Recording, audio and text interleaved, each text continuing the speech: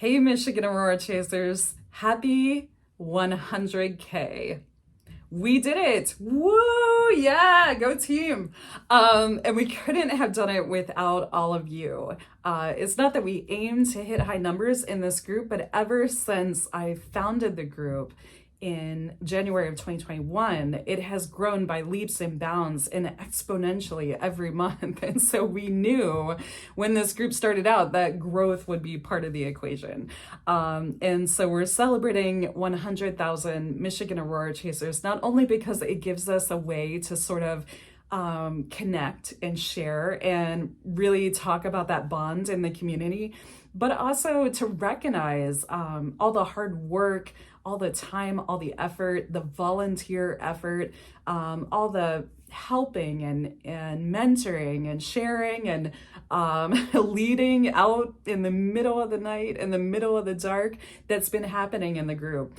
I am, of course, super grateful to our admins, all of our admins who have been working really hard, some of them in front of the scenes, some of them behind the scenes.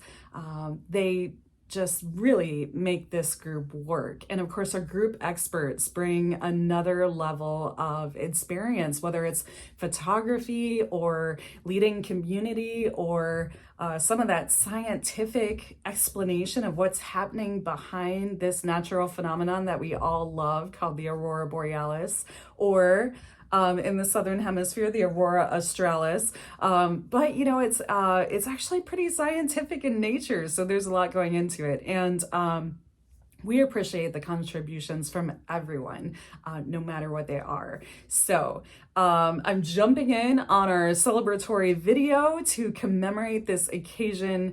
Obviously, I started the Michigan Aurora Chasers in January of 2021, but I had no idea that it would take off and become the media darling, the live sighting hub, the creative outlet that it has become today. And most of all, what surprises me is that we're not just a Facebook group anymore. We are a community with live events, live workshops. If they're not offered by the Michigan Aurora Chasers as a group, we have folks out there in the community teaching and mentoring and helping. And so this has really become a live, real, tangible thing that you can go out and see and participate in and touch.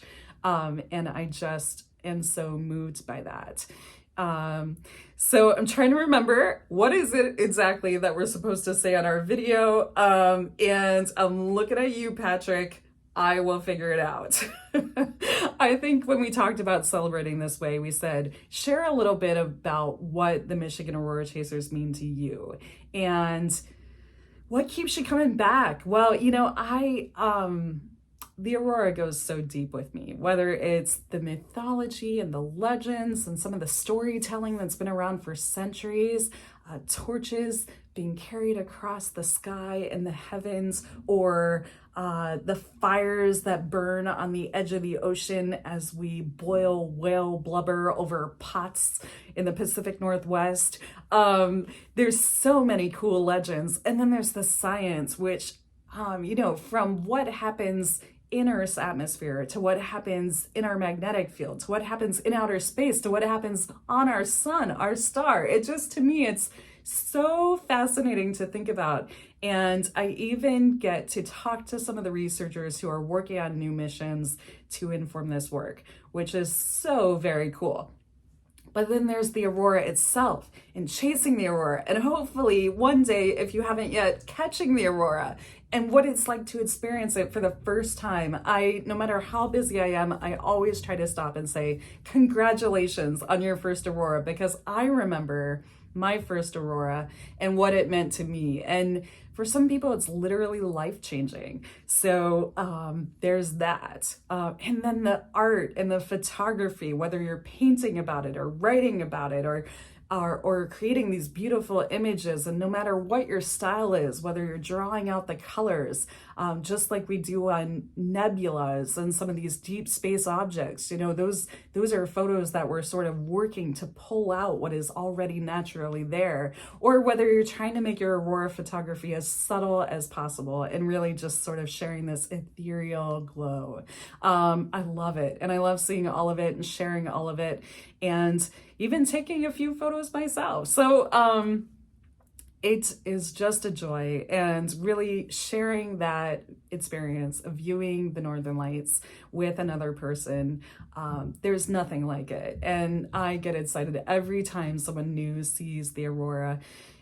Really, no matter how they got there. We want them to have the best experience possible, to keep it sustainable and respectful, and for them to be part of this hopefully welcoming and warm community, and to be educated as well about what they're seeing, or how they're seeing it, or when to see it, where to see it, what time, what day, what place. Just tell me, Melissa. I know, we're trying. So keep on keeping on. Keep calm and chase the aurora. It is just a joy from start to finish, even when I'm bleary-eyed answering the same question for the 52nd time and pinning a new post to the top of the group. We just love being here, and it is truly an honor to be part of such a flourishing community that inspires people everywhere you look. So I will leave it there. And again, happy 100,000 chasers. Help us keep this group the awesome corner of the internet that it is, and in the real world too. Maybe I'll see you out there. Maybe not though. Because, you never know where my little sunspot will take me. And Elio the spunky pup, who's hanging out right by my side. But he's a little tired, so I'll let him rest and we won't put him on camera. Anyway, this is Melissa signing off.